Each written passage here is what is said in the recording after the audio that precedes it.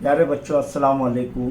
मैं शाह ज़ाकिर अमानुल्लाह के Urdu girls high school से आपके सामने हिंदसी अमल का चौथी बुनियादी चीज़ लेकर हाजिर हुआ हूँ। वो क्या है? दिए गए जाविये का नासिब खींचना। अब क्या है? 105 दर्जे का जाविया PQR बनाइए और उसका नासिब खींचिए। जाविये का नासिब किसे कहते हैं? कि किसी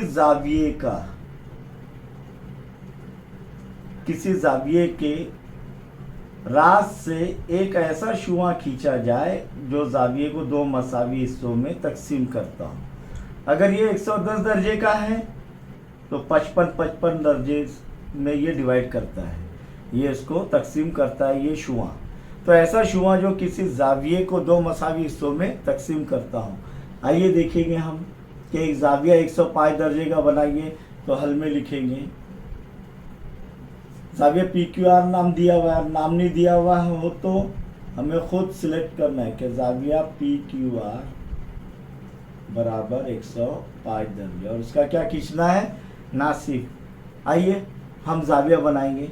अब इसके अंदर भी एक अमल ये है प्यारे बच्चों कि ये शुआ खींचा हूं मैं, समझे।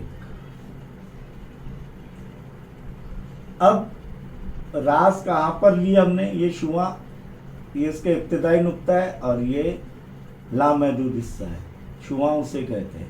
तो ये जो है, ये नुक्ता कौन सा होगा? रास कौन सा होगा? Q। ये कहाँ पर है? शुआ के बाएं जानिब। अब शुआ के दाएं जानिब अगर रहा तो उस टाइम कैसे खींचेंगे वो भी देखते हैं हम लोग। उस टाइम किस तरीके से जाविया बनाएंगे। शुआ के दाएं जानिब अगर बन रहा है, आइए, यानी सीधे हाथ की जानिब अगर नुक्ता Q रहा तो उस वक्त जाविया कैसे बनेगा ये देखेंगे हम।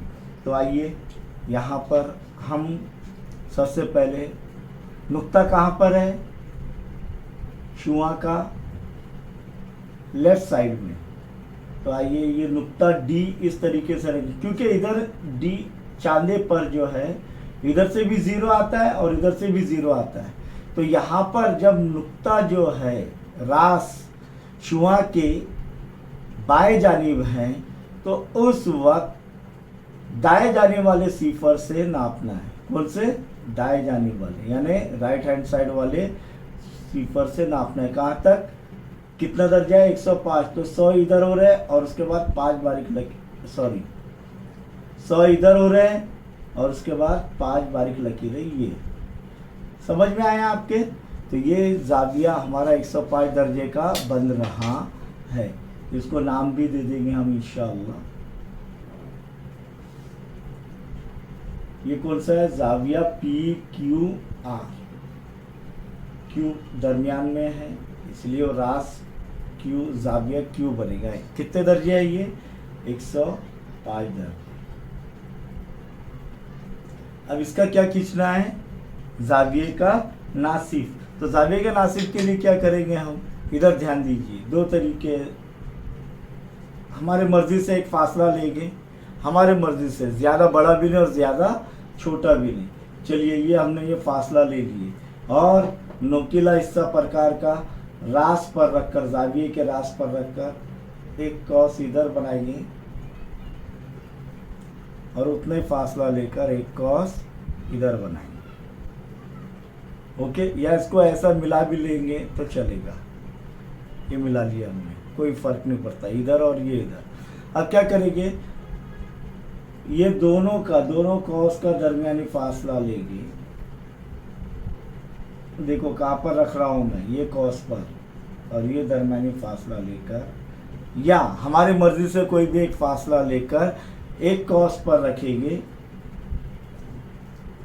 और इधर पहला कॉस बड़ा बनाएंगे, उतना ही फासला लेकर दूसरे कॉस पर रखकर इसको कता करेंगे। ये इनकतई नुक्ता और रास Q को मिला लेंगे जब, तो यकीनन जो है ये जाविये का नासिब होगा। क्या होगा? जाविये का नासिब।